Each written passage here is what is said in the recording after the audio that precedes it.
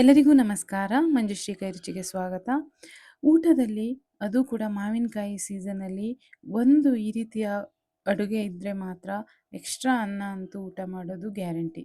ಅಷ್ಟು ರುಚಿಯಾಗಿರುವಂತಹ ಒಂದು ರೆಸಿಪಿಯನ್ನು ನಾನಿವತ್ತು ತೋರಿಸ್ತಾ ಇದ್ದೀನಿ. ಮಾವಿನಕಾಯಿಯ ತೊಕ್ಕು. ಇದನ್ನು ನೀವು ಶೇಖರಿಸಿ ಇಟ್ಕೋಬೋದು.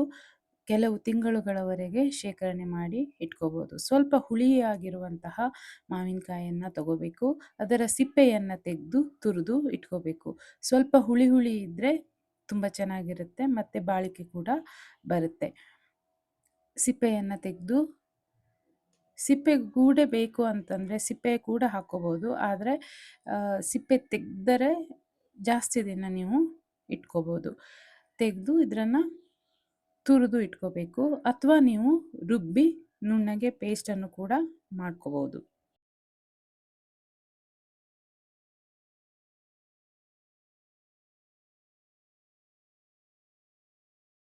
ಇದಕ್ಕೊಂದು ಪುಡಿಯನ್ನು ನಾವು ರೆಡಿ ಮಾಡ್ಕೋಬೇಕು.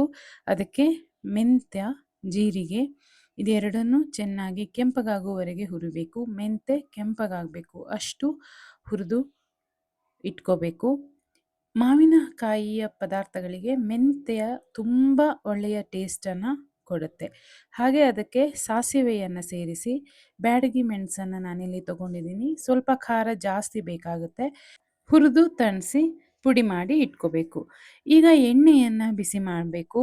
ಎಣ್ಣೆ ಸ್ವಲ್ಪ ಜಾಸ್ತಿ ಬೇಕಾಗುತ್ತೆ ಈ ತೊಕ್ಕಿಗೆ, ಯಾಕೆಂದರೆ ನಾವು ಇದನ್ನು ಸ್ಟೋರ್ ಮಾಡಬೇಕು. ಅದಕ್ಕೋಸ್ಕರ ಎಣ್ಣೆ ಜಾಸ್ತಿ ಹಾಕ್ಕೊಳ್ಳಿ.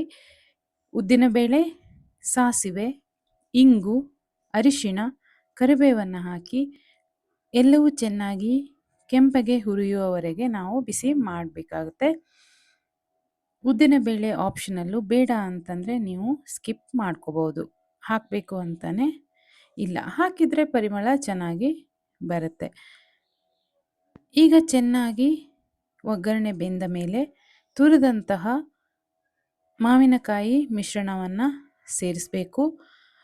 ರುಚಿಗೆ ತಕ್ಕಷ್ಟು ಉಪ್ಪನ್ನು ಹಾಕಬೇಕು. ನಾನಿಲ್ಲಿ ಕಲ್ಲುಪ್ಪನ್ನು ಉಪಯೋಗ ಮಾಡಿದ್ದೀನಿ. ಹಾಗೆ ಸ್ವಲ್ಪ ಬೆಲ್ಲವನ್ನು ಸೇರಿಸಬೇಕು. ತುಂಬ ಅಲ್ಲ,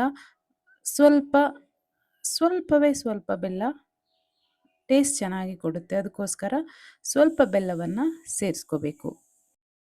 ಚೆನ್ನಾಗಿ ಮಿಶ್ರ ಮಾಡಿ ಬೇಯೋದಕ್ಕೆ ಬಿಡಬೇಕು. ಇದನ್ನು ಎಷ್ಟು ಬೇಯಿಸಬೇಕು ಅಂತಂದರೆ ಎಣ್ಣೆಯ ಅಂಶ ಸಪರೇಟ್ ಆಗಬೇಕು, ಅಲ್ಲಿಯವರೆಗೂ ಇದನ್ನು ಬೇಯಿಸ್ಕೋಬೇಕಾಗುತ್ತೆ.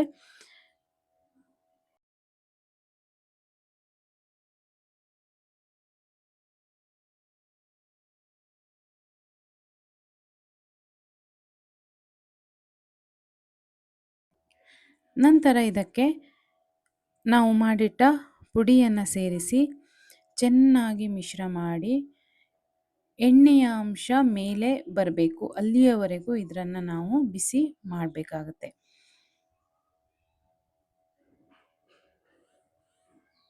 ನೋಡಿ, ಈಗ ಎಣ್ಣೆ ಸಪ್ರೇಟಾಗಿ ಕಾಣ್ತಾ ಇದೆ. ಇಷ್ಟು ಗಟ್ಟಿಯಾಗುವವರೆಗೂ ಅದನ್ನು ಮಗುಚಬೇಕಾಗತ್ತೆ. ಹಾಗಿದ್ದಾಗ ನೀವು ತಿಂಗಳುಗಟ್ಟಲೆ ಇದನ್ನು ಇಟ್ಕೋಬೋದು.